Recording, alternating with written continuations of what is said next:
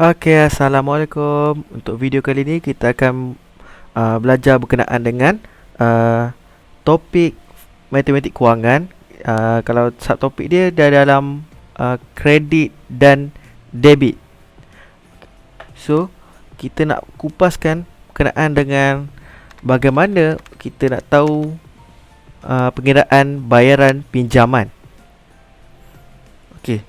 Basically, ia berlaku antara kita, peminjam dan pihak bank. Cerita dia macam ni.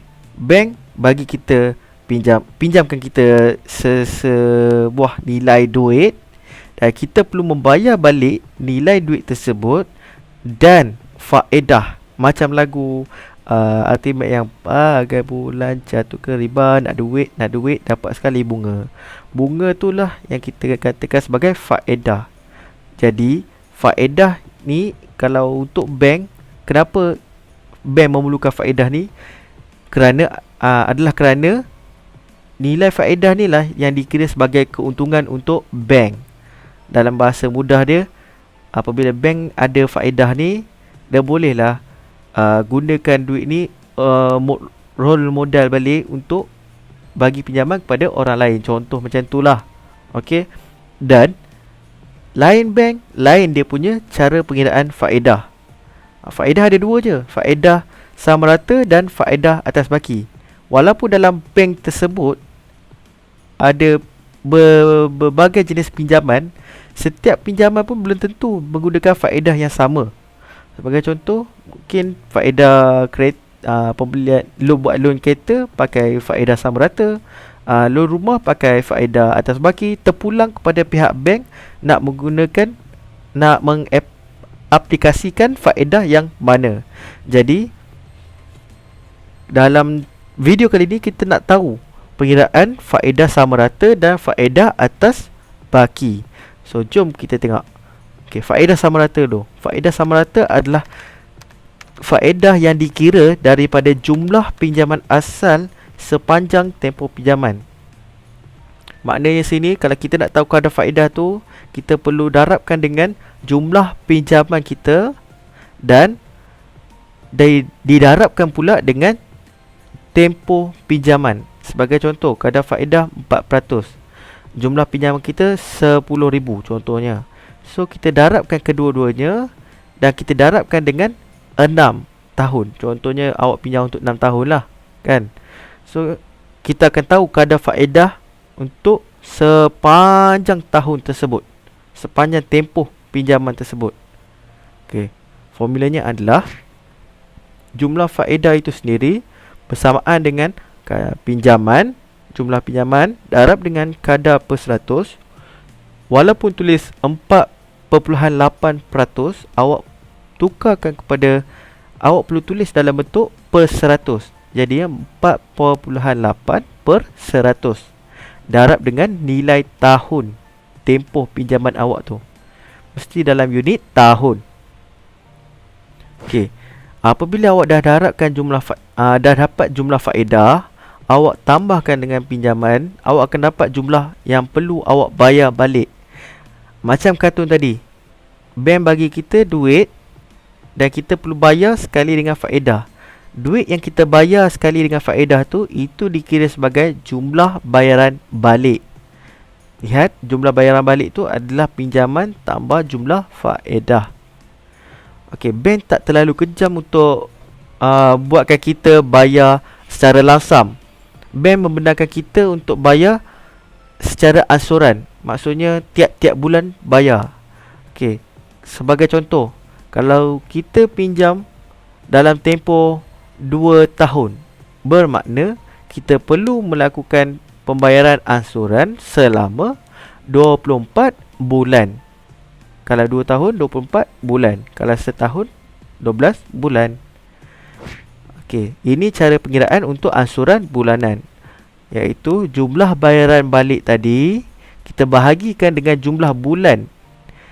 Jumlah bulan yang kita pinjam. Macam mana nak tahu jumlah bulan ni? Tahun, tempoh pinjaman yang dalam tahun tu kita darabkan dengan 12. Sebab itulah kita akan dapat dalam bulan. Sebabnya kita nak cari ansuran bulanan. Ini adalah contoh soalan. Okey, diberi jumlah pinjaman adalah sebanyak 10,000, kadar faedah adalah 4% setahun, ya. Dan tempoh pinjaman adalah selama 3 tahun. Okey, cara pengiraannya adalah jumlah faedah tu jumlah pinjaman kita darab dengan 4%, 4%. Memandangkan kadar faedah itu adalah untuk setahun, kita perlu darab dengan 3 tahun. Dan dapatlah jumlah faedah kita adalah sebanyak RM1,200. Maka kalau kita nak tahu jumlah bayaran balik, kita tambahkan saja dengan jumlah pinjaman kita tadi. Dan dapatlah jumlah bayaran balik adalah sebanyak RM11,200.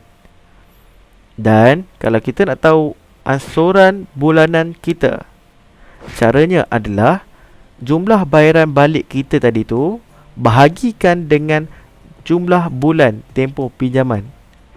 Kalau setahun 12 bulan, 2 tahun adalah 24 bulan, dan 3 tahun adalah 36 bulan. Dan dapatlah ansuran bulanan kita adalah sebanyak RM311.11. Ini adalah untuk faedah sama rata. Okey, sekarang kita pergi kepada faedah atas baki. Faedah atas baki ni, jumlah faedah setiap bulan yang dikenakan ke atas pinjaman bergantung kepada jumlah baki pinjaman pada bulan tersebut. Faedah setiap bulan tak sama dan nilai bayaran ansuran akan diberikan dalam soalan. Okey, jadi jangan risau, dalam soalan akan diberikan jumlah bayaran ansuran, nilai bayaran ansuran. Okey, cara kita nak tahu, kalau dia kata on balance, kalau nampak dia kata interest on balance, bermaksud dia nak kita cari faedah atas baki. Okey, so kita letakkan dia bulan pertama dan bulan kedua, sebab kita nak tengok dia punya hubungan dia, macam mana perhubungannya ni. Okey, sebagai contoh, untuk bulan pertama, caranya lebih kurang macam faedah sama rata juga. Okey, cumanya ada perbezaan dia. Okey, kita lihat. Faedah bulan pertama adalah nilai pinjaman kita tadi darabkan dengan kadar, mesti per 100, ya. Kadar tu mesti per 100. Dan kita perlu bahagi 12. Sebab apa? Sebab katakanlah kadar tu adalah untuk setahun, sebanyak 4%. Tetapi memandangkan nilai interest kita tu setiap bulan tak sama, jadi kita perlu cari kadar pada bulan tersebut menggunakan operasi bahagi 12. Sebab kita nak tahu satu bulan je. Kita nak tahu faedah untuk satu bulan saja. Setahun ada 12 bulan. So kalau kita nak tahu untuk satu bulan sahaja, jadi caranya adalah kita perlu bahagi dengan 12. Okey, kadar tu persen, berapa persen daripada pinjaman tadi kita bahagi dengan 12. Sebab kita nak tahu untuk satu bulan sahaja. Okey, apabila kita cari tadi, kita tambahkan dengan pinjaman kita, maka kita tahu jumlah pinjaman kita adalah sebanyak sekian-sekian. Itu hanya untuk bulan pertama sahaja. Okey, memandangkan kita dah tahu ansuran bulanannya berapa, maka kita perlu cari baki. Kalau faedah atas baki ni selalunya dia minta kita cari baki pada bulan tersebut. Caranya adalah jumlah pinjaman pada bulan pertama yang awak tambahkan dengan faedah tadi tu, awak tolakkan dengan ansuran bulanan. So itu adalah baki selepas ansuran pada bulan pertama. Okey, seterusnya pada bulan kedua, kita nak cari, ingat, apa-apa pun kita perlu cari faedah dulu. Okey, untuk bulan kedua, faedah bulan kedua ni kita ambil daripada baki tadi, baki yang bulan pertama tu, selepas kita tolak ansuran bulanan tu, kita bawa ke bulan kedua, kita cari pula kadar untuk baki tersebut. Okey, Selepas kita cari kadar untuk baki tersebut, itu adalah kadar setahun. Kita nak untuk 1 bulan sahaja. Jadi kita perlu bahagi dengan 12. Okey. Ingat, kadar tu selalunya dia akan tulis kadar setahun punya. So kalau kita nak cari untuk 1 bulan sahaja, kita perlu bahagi 12. Dan cara seterusnya tu sama saja. Jumlah pinjaman bulan kedua, sepatutnya bukan pinjaman, dia kena pakai baki ya. Okay, ada typo kat sini. Dan baki selepas bayaran ansuran bulan kedua adalah jumlah pinjaman bulan kedua itu tolak ansuran bulanan. Sama saja, macam cara dia sama macam kita kira baki tu. Okey, ini adalah contoh soalan.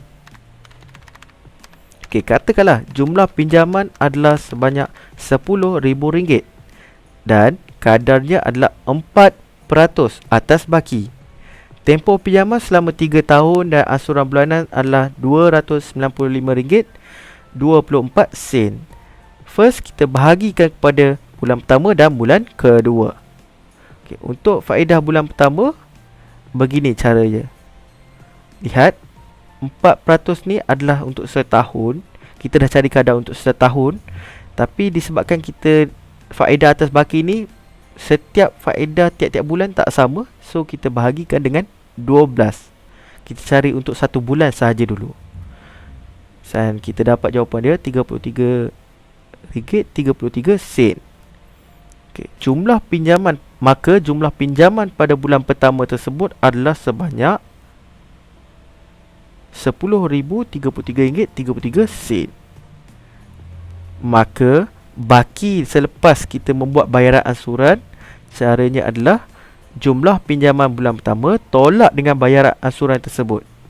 Dan kita akan dapat jawapannya adalah RM9,738.09. Okey, baki ni, baki pada bulan pertama kita bawa kepada bulan kedua untuk kita cari faedah bulan kedua.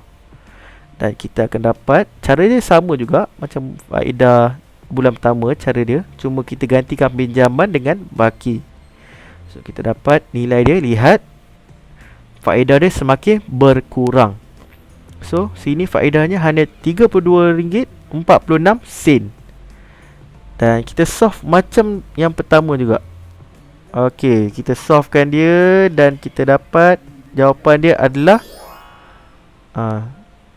alamak, dah terlajak. Tak apa, awak boleh cari nanti ya. Okey, sekian, terima kasih dan jangan lupa untuk subscribe Sepajil dan klik notification. Okey, bye.